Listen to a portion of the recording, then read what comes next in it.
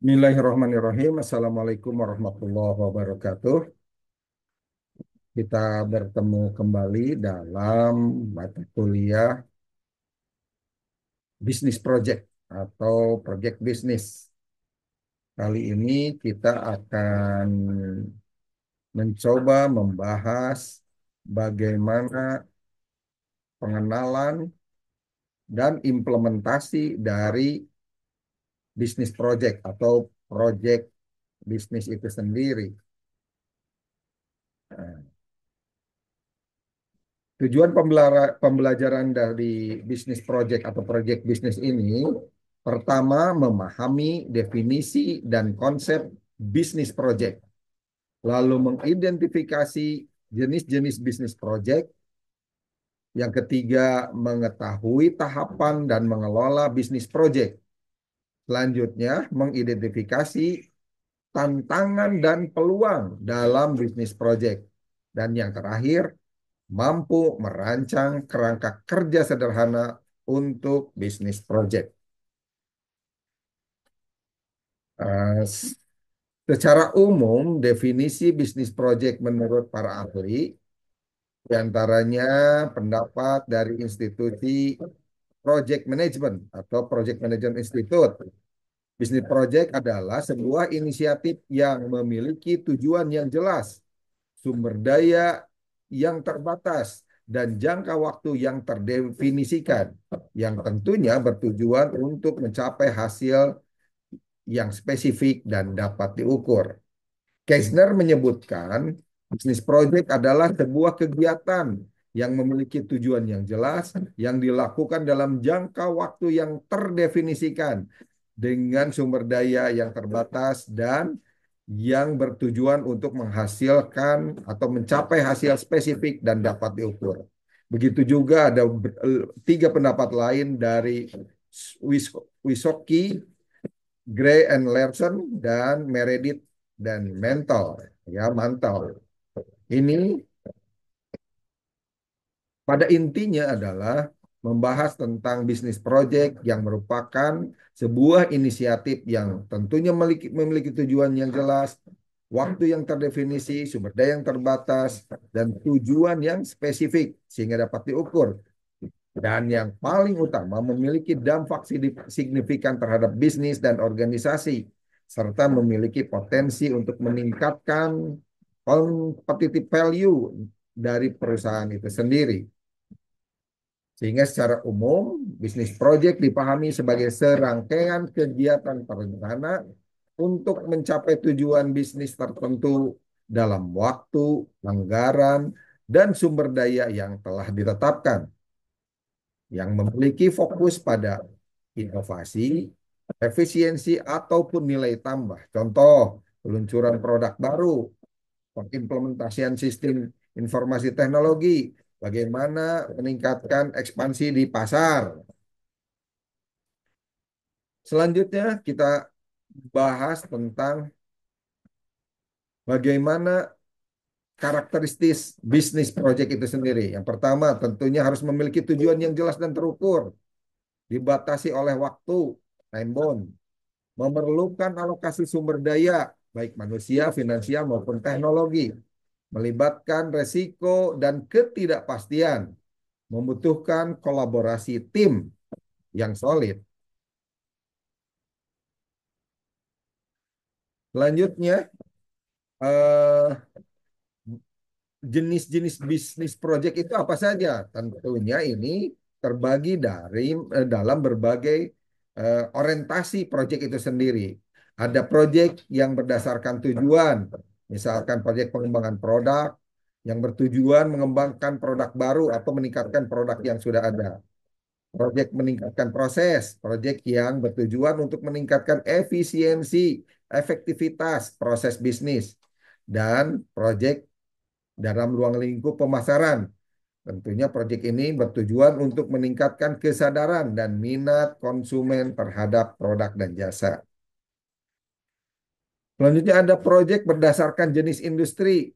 Proyek konstruksi misalnya, proyek yang terkait dengan pembangunan infrastruktur, jalan misalnya, jembatan ataupun bangunan. Proyek teknologi informasi, proyek yang terkait dengan pengembangan sistem teknologi informasi, seperti pengembangan perangkat lunak atau pengembangan situs-situs web di jaringan internet. Yang ketiga, contohnya proyek manufaktur, ya, yang terkait dengan pengembangan produk manufaktur seperti pengembangan produk elektronik, otomotif, dan produk-produk lain yang memiliki konsep manufaktur. Lalu yang ketiga, proyek berdasarkan skala. Ada proyek kecil, menengah maupun besar. Yang kecil memiliki skala kecil tentunya, seperti proyek pengembangan produk baru dengan biaya yang rendah. Lalu proyek menengah memiliki skala menengah seperti pengembangan sistem informasi yang memiliki biaya yang cukup moderat. Dan yang terakhir proyek besar dengan skala besar seperti misalkan proyek konstruksi dengan biaya yang relatif tinggi. Selanjutnya proyek berdasarkan waktu, ya yang terakhir. Nah, ada jangka pendek, menengah maupun panjang. Tentunya ini memiliki perbedaannya dikaitkan dengan bagaimana pelaksanaan pengembangannya itu, ya, yang relatif singkat, secara moderat, ya cukup memakan waktu, dan ada yang proyek pengembangan dalam waktu yang relatif lama. Berarti tadi ada 4 jenis bisnis project. Selanjutnya kita lihat tahapan bisnis project. Dimulai dengan melakukan inisiasi, di mana di dalamnya ada aktivitas identifikasi kebutuhan dan tujuan project. Lalu secara planning, merencanakan rencana, anggaran, dan timeline waktu yang dibutuhkan. Lalu actionnya atau eksekusinya mengimplementasikan rencana proyek tersebut dengan melaksanakan tahap keempat yaitu pemantauan, controlling, ya, dan pengendalian, pengawasan untuk memastikan proyek tersebut berjalan sesuai rencana. Dan terakhir, closing. Di sini penutupan diikuti dengan evaluasi dan pelaporan hasil proyek tersebut. Selanjutnya, tools dan metodologi atau metode manajemen project. Ada yang menggunakan Gantt chart, SWOT analysis, agile metodologi dan risk management. Ya, untuk mengukur timeline proyek itu digunakan Gantt chart. Untuk melakukan analisis kekuatan, kelemahan, peluang dan ancaman dengan SWOT analisis, pendekatan fleksibel untuk proyek yang dinamis dengan agile metodologi, dan memastikan identifikasi dan mengurangi resiko, ya, mencegah resiko dengan risk management. Kita lihat tantangan dalam bisnis proyek. Pertama, selalu adalah perubahan kebutuhan dari pemilik atau stakeholder atau pembuat keputusan. Ada keterbatasan anggaran dan sumber daya, koordinasi tim yang kurang efektif, dan resiko teknis dan operasional, serta biasanya juga disertai ketidakpastian pasar. Kalau tadi bicara tantangan, selanjutnya kita lihat apa peluang bisnis project ini sendiri. Nah, peluang bisnis project dari sisi bisnisnya itu sendiri. Meningkatkan pendapatan tentunya. Bisnis project dapat membantu meningkatkan pendapatan dan pengembangan produk atau jasa yang baru. Yang kedua, mengembangkan bisnis. Bisnis project dapat membantu mengembangkan bisnis dengan meningkatkan efisiensi dan efektivitas proses bisnis. Dan yang terakhir, dalam hal peluang bisnis, kita dapat membuka peluang baru. Bisnis project dapat membantu membuka peluang baru dengan mengidentifikasi kesempatan bisnis yang belum termanfaatkan. Ada juga peluang pribadi. Nah, dapat meningkatkan kemampuan dengan meningkatkan keterampilan dan pengetahuan. Membangun jaringan dengan menghubungkan dengan orang-orang yang memiliki minat yang sama, ya, komunitas. Yang ketiga, meningkatkan kepercayaan diri. Dengan bisnis project, ini dapat meningkatkan kepercayaan diri untuk mencapai tujuan dan mengatasi tantangan dengan skema yang terstruktur. Lalu bisnis project ini juga bisa menjadi peluang karir, meningkatkan peluang promosi dengan menunjukkan kemampuan dan dedikasi, membuka peluang karir baru dengan mengembangkan keterampilan dan pengetahuan, baik yang baru atau pengembangan dari yang lama, meningkatkan reputasi.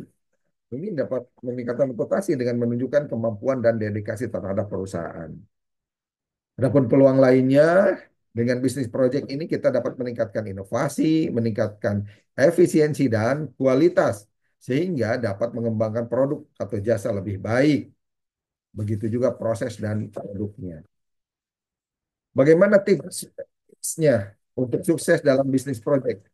Pertama, pastikan komunikasi yang efektif antar tim dan stakeholder. Yang kedua, perencanaan yang matang dan realistis. Yang ketiga, fleksibilitas dalam menghadapi perubahan. Dan tentunya harus lakukan evaluasi berkala dan penyesuaian strategik. Yang terakhir, bagaimana kita merancang kerangka kerja bisnis project. Langkah pertama, definisi project. Ya, tentukan tujuan dan sasaran project itu sendiri. Lalu identifikasi kebutuhan dan masalah yang ingin diatasi. Selanjutnya, tentukan ruang lingkup proyek yang akan kita kerjakan. Langkah kedua, merencanakan proyek.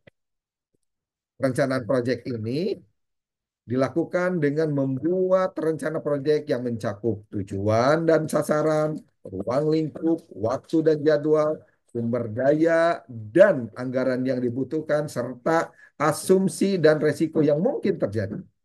Di sisi lain juga mengidentifikasi tugas dan aktivitas yang diperlukan. Selanjutnya langkah ketiga, pengorganisasian proyek dengan menentukan struktur organisasi proyek, mengidentifikasi peran dan tanggung jawab tim proyek, dan pastikan adanya komunikasi yang kuat dan koordinasi antar tim. Selanjutnya, tidak kalah penting, langkah keempat, pengawasan dan pengendalian proyek dengan cara menentukan metode pengawasannya. Begitu juga pengendalian proyek. Lalu mengidentifikasi indikator kinerja utama atau KPI-nya dari pelaksana proyek. Dan menentukan proses pengambilan keputusan yang mana yang paling efektif dan efisien.